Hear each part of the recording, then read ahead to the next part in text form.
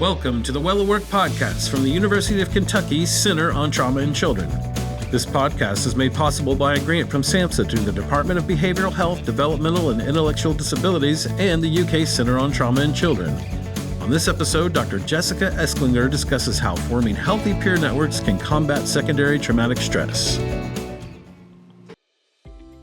Hello, my name is Jessica Eslinger. This podcast focuses on developing healthy peer networks. In the Secondary Traumatic Stress podcast, we define secondary trauma, or STS, as an occupational hazard that impacts many professionals working with individuals who've experienced trauma. Professionals who are exposed to trauma in their work may experience a wide range of symptoms and reactions, ranging from mild to severe, in which case they may even develop post-traumatic stress disorder. It's important to form strong peer networks at work or with those related to your profession.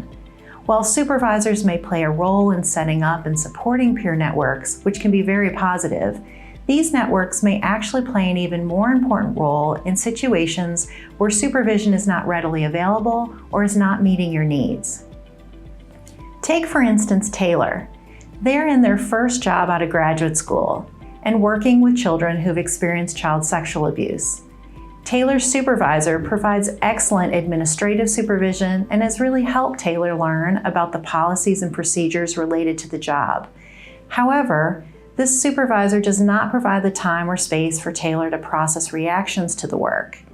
Taylor works with a team of very seasoned professionals and has found that several of their colleagues are great mentors and provide a space for Taylor to process some of their concerns.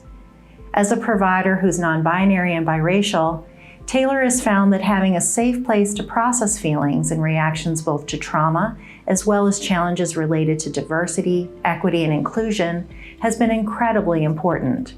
So what are some important tips to keep in mind about peer support, and how do you form effective peer networks? Tip 1, know what makes good peer support. It's important to keep in mind that not all peers make good supportive allies all of the time. For peer support to be effective, one must feel a sense of safety and trust with one's peers. If someone is not willing to process or address their STS in ways that are healthy, then they may not be in a place to provide or accept support. Similarly, if someone is burned out, they may not be able to be fully present in a mutually supportive manner. In the helping profession, there's a saying that sometimes professionals eat their young. This refers to the more veteran professionals bullying or not being supportive of the newer workers. If this type of dynamic is in place, then it's clearly not going to create a supportive environment in which to get peer support. It can actually create a larger work environment challenge that needs to be addressed.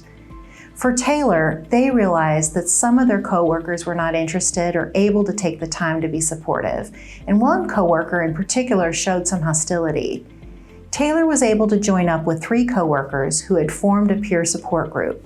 I'll share more on what they did that made them realize that this was an effective peer network later in the podcast.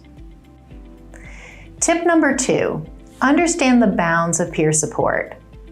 There are times that peer support may not meet your needs because your level of STS needs additional support beyond what can be expected from your peers. A positive peer network will be one in which the members are able to assess for themselves and be honest with their peers when more than peer support is needed. For Taylor, when there was an instance of violence against an African American in their community, it became clear that more than peer support was needed to address the fear and mistrust this was bringing up.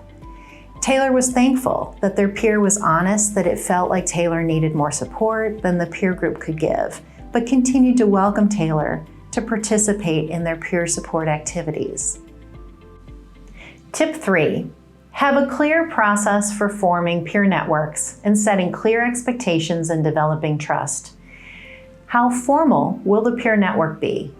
Will they be supported by the organization? Will they meet regularly for specific activities? Or is it just reaching out to the peers needed for informal check-ins? Or having an accountability partner or partners? Can anyone join at any time? Is there a limit on how many people are part of the peer network? As the peer network is formed, it's important that clear expectations are set up so that all members understand the purpose and boundaries of the network. Just as in the example with Taylor, it's important that clear expectations are communicated when peer networks form and when challenges arise. Having these expectations clear at the beginning and having a sense of safety and trust between the peers made it easier for their peers to point out that Taylor might need further support. Tip 4. Utilize lessons learned from existing models to get started. Peer networks may be embedded as part of a group supervision or an existing group that meets regularly. Sometimes this is part of the organizational culture and supported by the supervisor or organization to set aside time for these activities. Examples of these include Schwartz rounds and ballot groups, which have been developed and utilized within healthcare settings. Informal check-ins may be something that you do with peers as needed and are not necessarily scheduled. Remember, when sharing experiences with a peer, make sure that you're not sliming them with graphic trauma unnecessarily. Describe the feelings and thoughts, not the details. There is a framework for doing this that's called low-impact processing or debriefing. Another method for informal support is having a resilience buddy or an accountability partner. This is having one or more people who help keep you on track.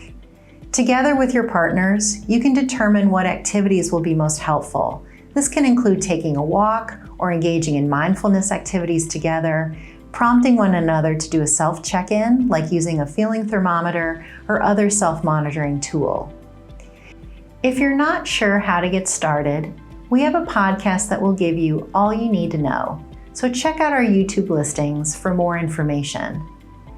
Taylor's peer network was meeting once a week for a morning walk at a time that none of them scheduled clients.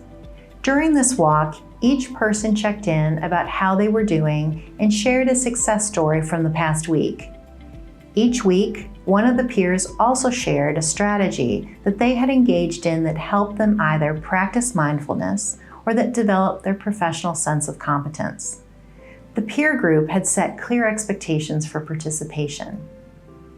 These are just some examples of how peer support can be implemented. For more information, check out the resources at our website and in the description of the video. And remember to stay well at work. Thank you for listening to this episode of the podcast. Follow the link in the video description for more resources on our Well at Work website. And of course, stay tuned for more episodes on topics that will keep you well at work.